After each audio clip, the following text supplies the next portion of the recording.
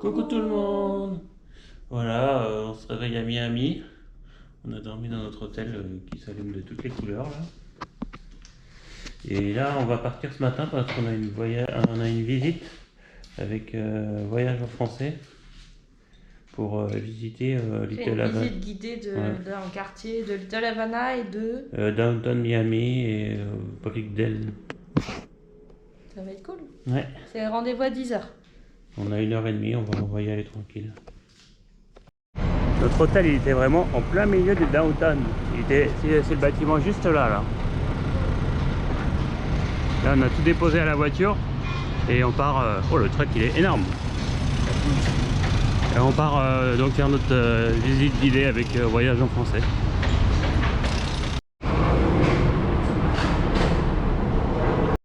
Le pont il vient juste de s'ouvrir devant nous. La route elle est coupée du coup.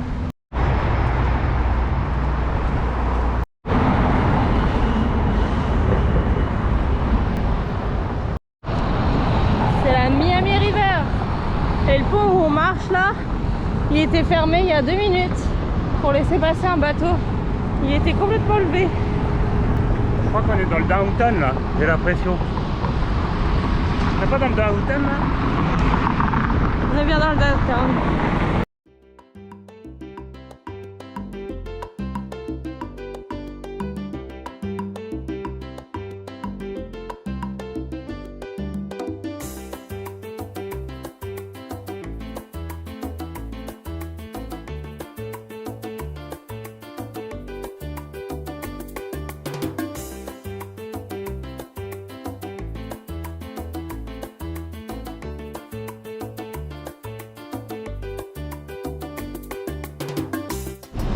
Ici aussi, il y a un coq.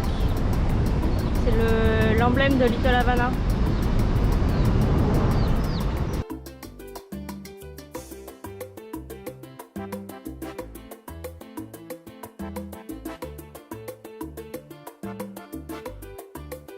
On arrive dans le quartier cubain. Little Havana. On était venu là. Ouais, en 2022, En on avait fait 2022, un petit ouais. stop.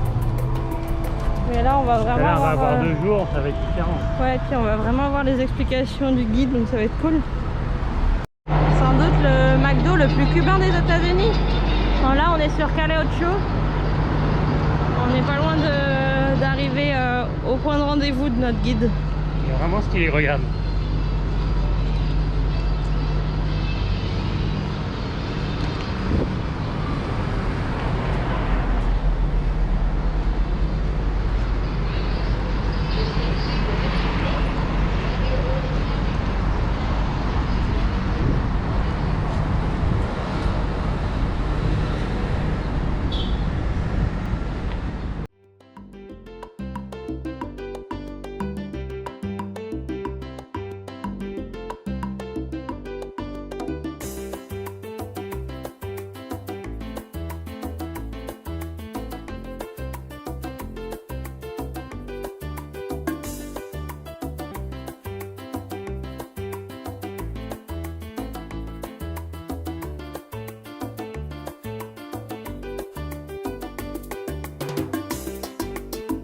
Est âgé de plus de 55 ans et la deuxième être résident de Miami.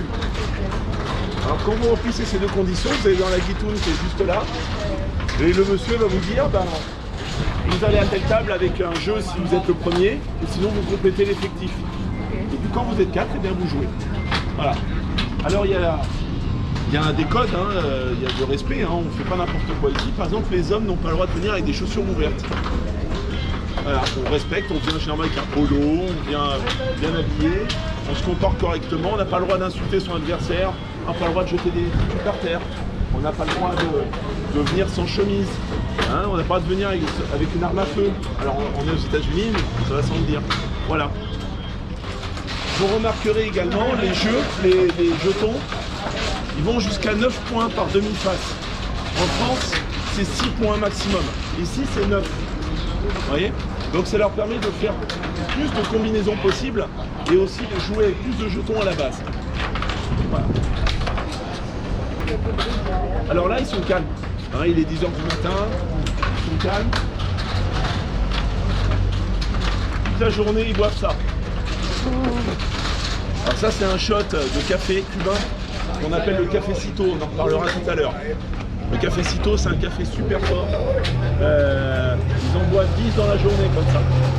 Si vous revenez ce soir à 18h, vous êtes sur la cannebière, hein, à la crier sur la cannebière. Ça crie très très fort. Hein. Mais voilà, donc ça c'est le cafecito, on en reparlera tout à l'heure. Aujourd'hui, vous allez à la Havane, vous avez des rues Général Maximo Gomez, comme nous on a des rues Général de Gaulle. Hein, c'est exactement pareil. Personnage très important pour nos hommes.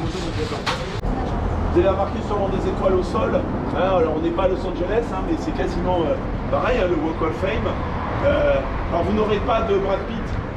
Hein, ici, vous n'avez que des stars latines. Alors la plus connue pour nous, ce sera Julio Iglesias. Alors tu as du Shakira, il est connu, tu as du Jennifer Lopez et tu as du Julio Iglesias. Ça c'est la tradition.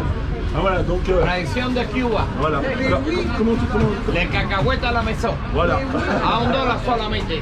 On dit, alors, pas cacahuètes. Comment tu dis? Comment tu dis ça?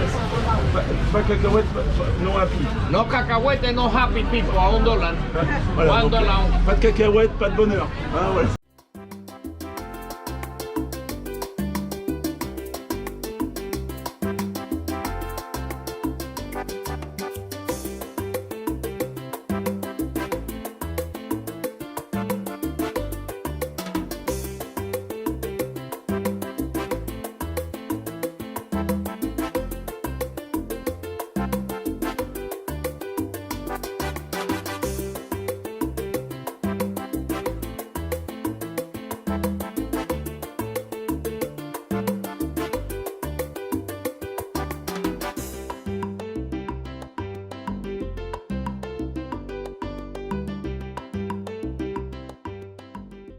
Alors sur cette aventure, il est marqué que si vous venez avec votre femme, vous avez 20% de réduction.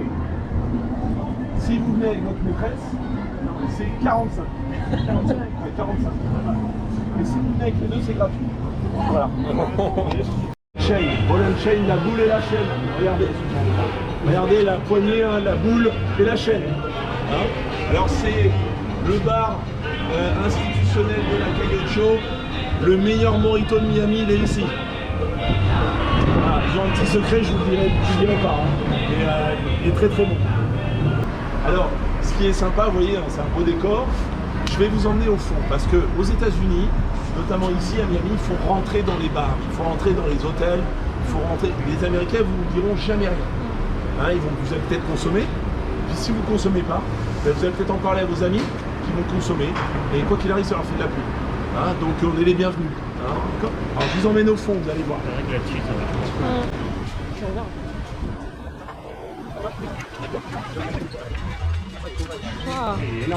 Ah ben il faut rentrer, hein, je sers à ça aussi. Hein.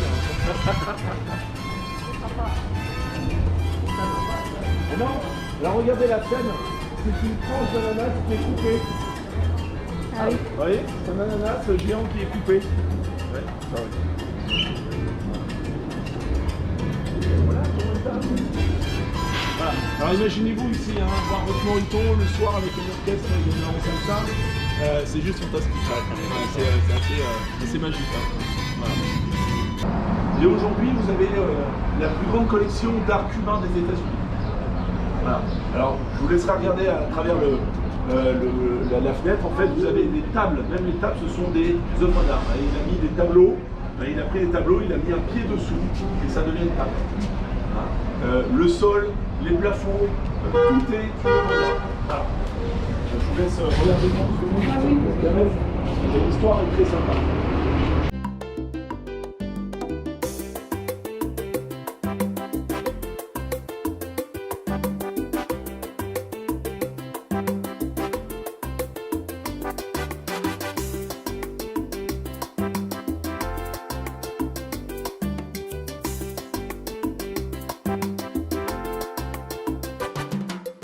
Quand on fait un cigare, hein, on doit respecter deux étapes.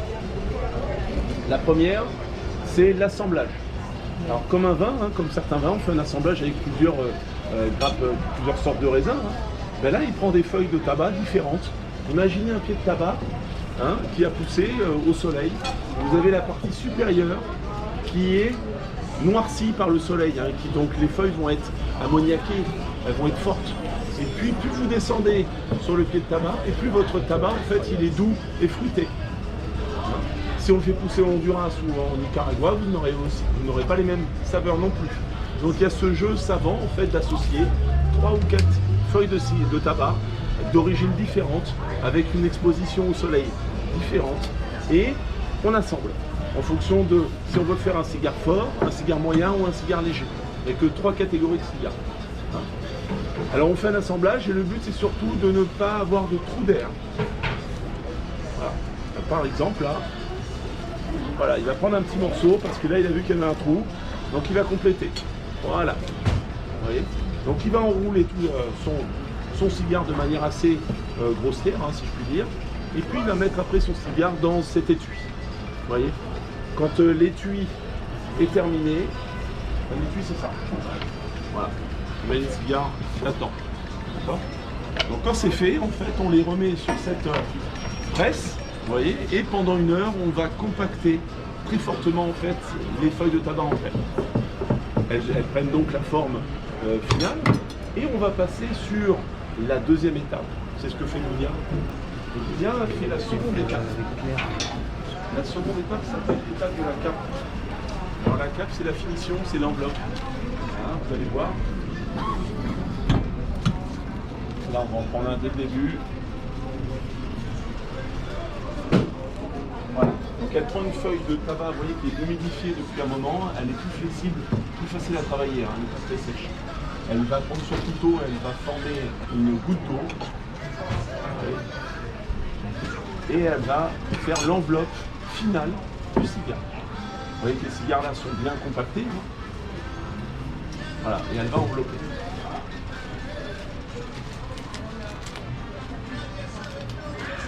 Elle utilise, comme vous pouvez le voir, de la colle naturelle de manioc. Hein, un cigare, c'est 100% bio. Alors là, elle a fini l'enveloppe et elle va faire deux petites étapes en fait pour finir l'extrémité, pour couvrir l'extrémité du cigare qui doit être fermé. Alors il faut 5 ans hein, pour maîtriser ce qu'elle fait là. 5 ans. Voilà. Donc là, elle vient de fermer l'embout et elle va finir avec son emporte-pièce. Voilà, pour bien finaliser son cigare. Voilà, votre cigare est prêt. Donc elle forme des ballots, vous voyez, comme ceci. Et quand le ballot est composé, ils en prennent un au hasard, ils prennent un échantillon, ils la mettent dans cette machine qui est derrière moi. Et on appelle ça l'épreuve du tirage. On prend les 2 extrémités du cigare, on le tire. Et si vous avez un trou d'air, votre cigare va casser. J'ai jamais vu un cigare casser ici. Voilà. C'est le seul endroit où j'achète les cigares d'ailleurs. Petite parenthèse. Là, donc c'est tous les cigares qui commercialisent, hein, qui sont fabriqués ici. Vous remarquerez que vous avez des couleurs différentes. Vous avez du foncé, du clair. Plus votre cigare est foncé, plus il est fort. Plus il est clair, plus il est doux.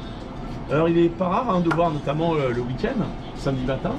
Hein, vous avez des jeunes filles, enfin des femmes et des hommes en fait qui viennent boire le café, notre fameux colada, hein, et fumer un cigare très clair. Hein, parce que ça fait partie des traditions, un cigare léger le matin. Voilà. Donc vous avez les noms, hein, vous voyez, Robusto, Churchill, comme je vous ai dit, un Toro, et ils ont tous un gabarit différent. Voilà. Ils attaquent le marché féminin parce qu'ils se sont aperçus que les femmes ne fumaient pas assez de cigares. Hein, alors vous avez ici des... vous voyez, vous avez, donc là il n'y en a pas, mais à la vanille. Alors en fait, il n'y a pas de colorant, hein, on ne met pas un produit supplémentaire. En fait, on les fait infuser. Regardez cette boîte là. Voilà, là ils font du bourbon. Donc en fait, ils mettent des infusions et votre cigare s'imprègne en fait de l'infusion. Voilà, c'est naturel, hein, encore une fois. Voilà. Comment? Ouais.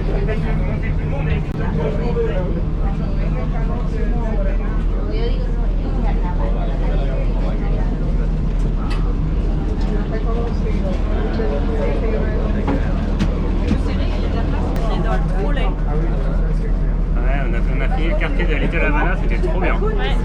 On a visité la fabrique de cigares, il nous a expliqué plein de trucs, on est rentré dans un bar là, c'était trop bien. On a beaucoup plus approfondi qu'on avait fait en 2022 et Oui, largement. c'était super bien. Il est trop beau le vitrolet, il est tout en bois. Avec la Louisiane et tout, c'est super bien. Alors, dans cet immeuble, en fait, hein, on a quelques particularités parce que déjà, on a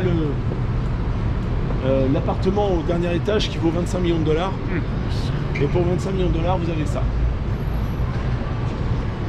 Ah, mais c'est ce qu'on a réservé ce soir. ça. Ouais, c'est- C'est joli, tu me diras. Hein, c'est joli. voilà. C'est combien de Faut mètres aimer- carrés? faut aimer Là, le on style, est mais- sur 220 mètres carrés. Ah, quand même. On a vu. Voilà. Ça, c'est la tranche, Là, hein, c'est c'est la sympa. relique. Alors, tu as, après les charges, alors les Américains, plus en France, enfin notamment en Europe, hein, plus on a de charges, plus on fuit, généralement. Et bien ici, c'est tout l'inverse. Exactement. Rappelez-vous, les Américains, ils ont 2 semaines de vacances dans l'année. Alors, quand ils rentrent chez eux, ils veulent du service, ils veulent du confort. Alors, ils sont prêts à payer, par exemple, là, dans cette immeuble, c'est 1700 $ de charges par mois. Alors, pour 1700 $, qu'est-ce qu'ils ont? Ben, ils ont ça. Ils ont une salle de sport. Alors ça, c'est la base. Dans tous les immeubles de Miami, vous avez une salle de sport. C'est la base. Ils ont également la piscine qui est sur le toit. Ça aussi, c'est la base. Tous les immeubles, que ce soit des hôtels ou des résidences, ils ont leur piscine. Et puis, on a une salle de jeu là-dedans. Donc, vous voulez jouer au billard, vous allez dans la salle de jeu. Vous avez une crèche. Hein, ça évite de sortir. Effectivement, vous pouvez laisser votre chouchou en partant au travail. C'est inclus dans les 1700 $. Oui, même si tu n'as pas d'enfant. Tu payes les personnes qui travaillent pour la crèche. C'est comme l'ascenseur. Même si tu es au rez-de-chaussée, tu payes les charges de l'ascenseur et la maintenance. Hein. Vous avez ce qu'on appelle les open work, c'est-à-dire des salles truffées de wifi. Où vous pouvez aller travailler, hein, au lieu de rester chez vous, et bien vous allez dans cette salle avec votre voisin ou des amis qui sont dans l'immeuble et vous pouvez travailler. À la Google, là, vous travaillez 2 heures, vous allez jouer au ping-pong après, vous revenez au travail après. Voilà.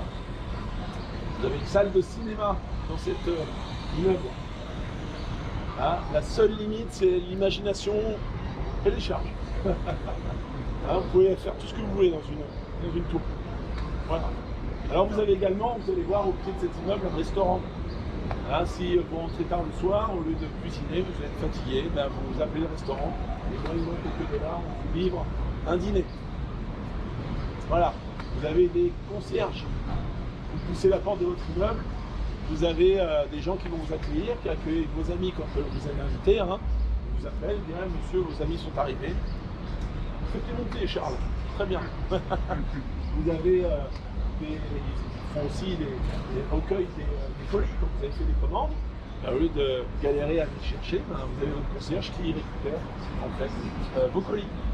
Vous avez des valets, vous avez vu, il y a pas mal de valets ici, hein, des chauffeurs. Vous garez votre voiture devant votre immeuble et quelqu'un va finir de vous la positionner dans le parking ou ailleurs. Voilà.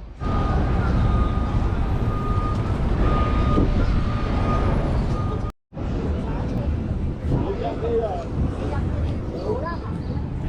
vous avez les parkings colorés et vous avez les palmiers. Et ils ont mis la piscine sur les parkings. Et après, vous avez les habitations. Vous voyez? Alors, imaginez-vous la tour qui est à droite, là, un peu rectangulaire. Il y a 2 ans, elle n'existait pas. Tous les gens qui habitaient sur l'extrême de la tour, de l'extrême droite de la tour qui est en face, ils voyaient la mer. Et ils ont construit la tour en fait devant. Alors en fait, ils ont attaqué évidemment les promoteurs, ils ont gagné quelques millions de $, mais les promoteurs s'en moquent absolument puisqu'ils vont gagner 100 fois plus en fait avec cette tour. Ce sera les bureaux. Mais ça se trouve quand vous viendrez dans 10 ans, il y aura peut-être une autre tour encore plus de monde.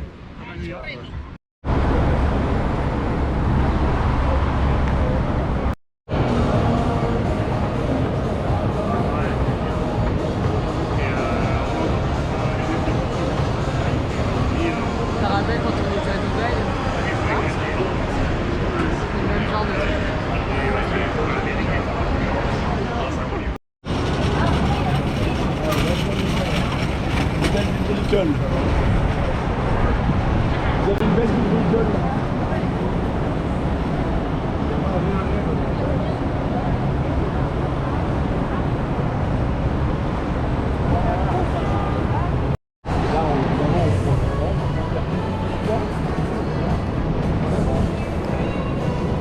Il a été disposé de telle manière à ce que le vent qui vient des tropiques passe par là, s'engouffre par cette ouverture et s'engouffre dans ces rubans qu'on appelle des rubans climatiques.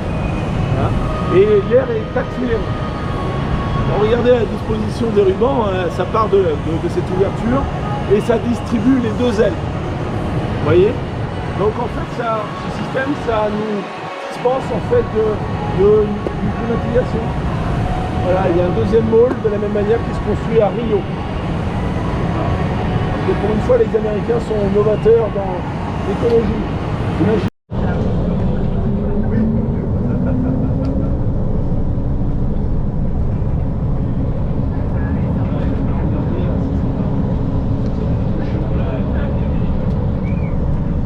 Please hold on.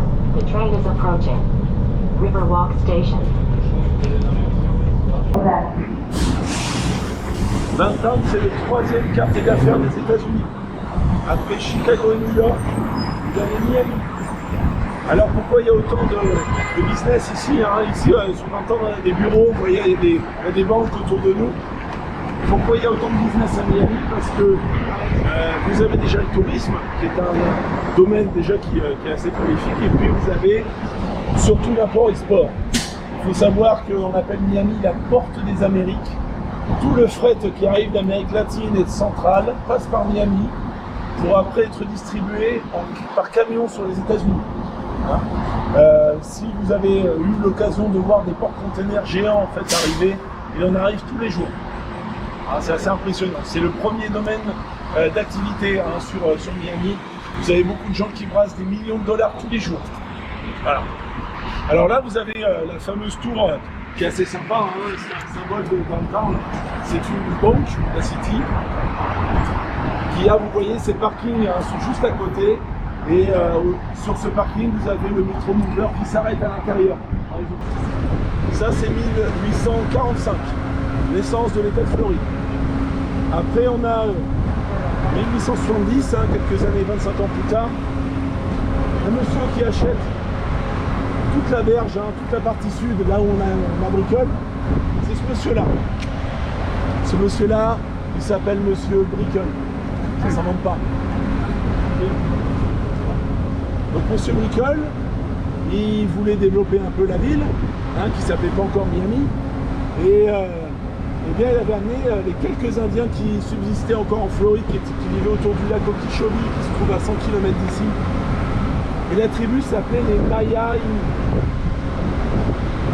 Les Maya Inu. Miami.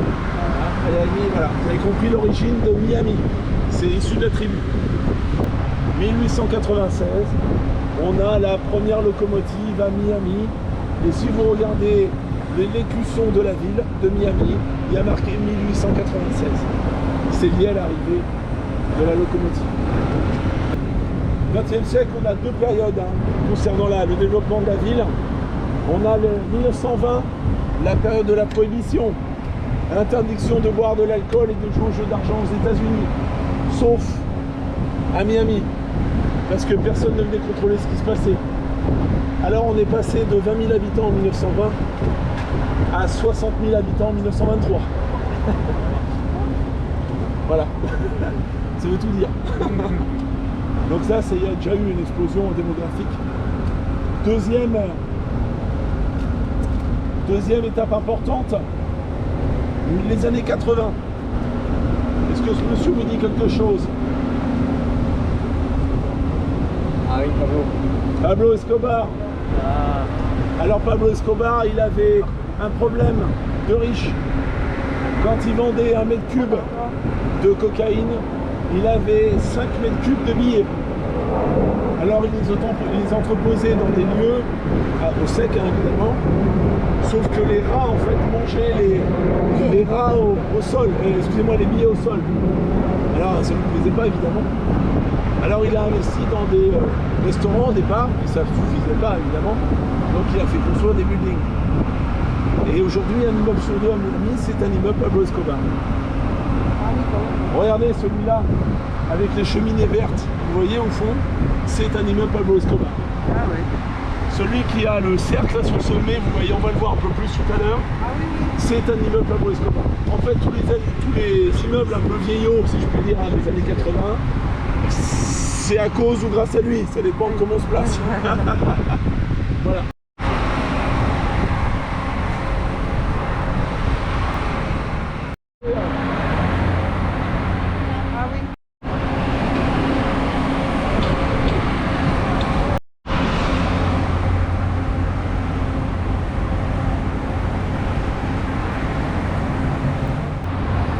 Alors ici vous avez une plaque signalétique puisque vous avez des lamantes dans la Miami River et c'est pas comme les dauphins, ils n'ont pas de sonar. Ils vont respirer à la surface et ils peuvent se faire happer par une hélice. Alors de temps en temps vous avez un lamantin blessé, vous pouvez appeler en fait une brigade qui va s'en occuper. Ah, donc ça c'est bien, c'est bienveillant quand même. Voilà. Un lamantin ça ressemble à ça effectivement ça porte bonheur quand on les touche. Alors si vous voulez en voir, il y a aussi la marina à Miami Beach, il y en a très souvent. Sinon Crystal River et donc chez Robbie's à Isla Morada. Et sur notre gauche, vous avez l'Epic.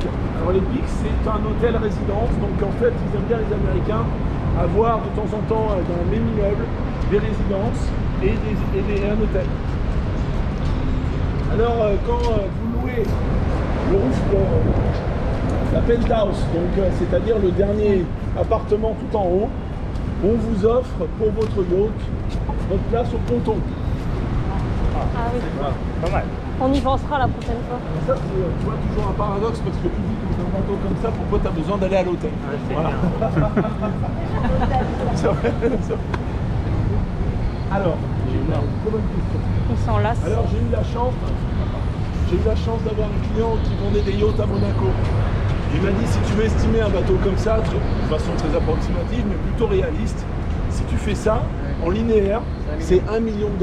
Ah d'accord. Voilà, donc tu commences de là, tu finis au bout, tu comptes le nombre de pas et ça te fait ton nombre de millions de dollars. C'est un petit 20-25 millions de dollars avec 10% tous les ans pour l'entretien. Voilà.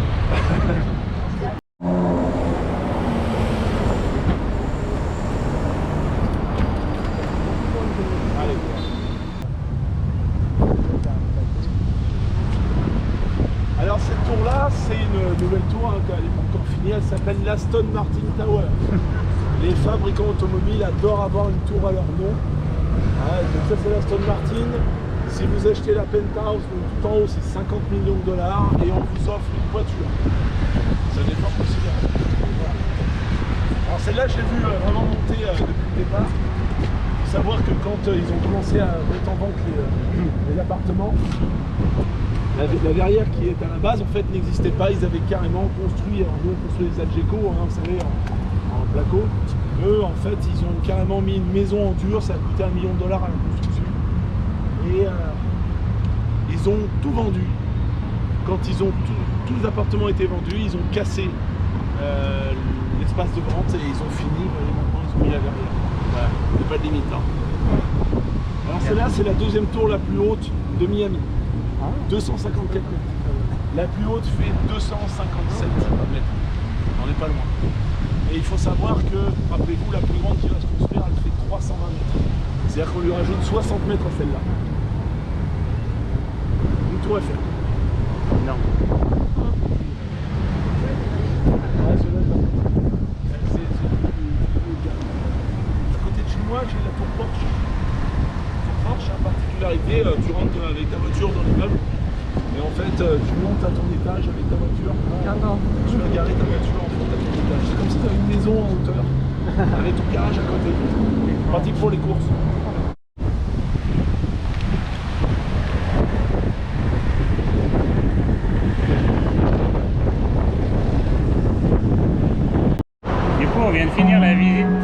guidée des 3 quartiers de Miami. C'était trop bien. C'était trop bien. Avec Ouais. Johan, voyage français. Voyage en français, ouais. Après plein de trucs, c'est bien. C'est super intéressant et franchement, il fait plein de quartiers différents. En plus, nous, on avait fait Little Havana, Il y a 8 Downtown quartiers. et Brickell. Brickell Il y a et... 8 quartiers, on en a fait 3. Ouais. C'est bien. Donc, si vous allez à Miami, n'hésitez pas à contacter Visite en français, Voyage en français et ils pourront vous faire des visites guidées de certains quartiers. C'était bien.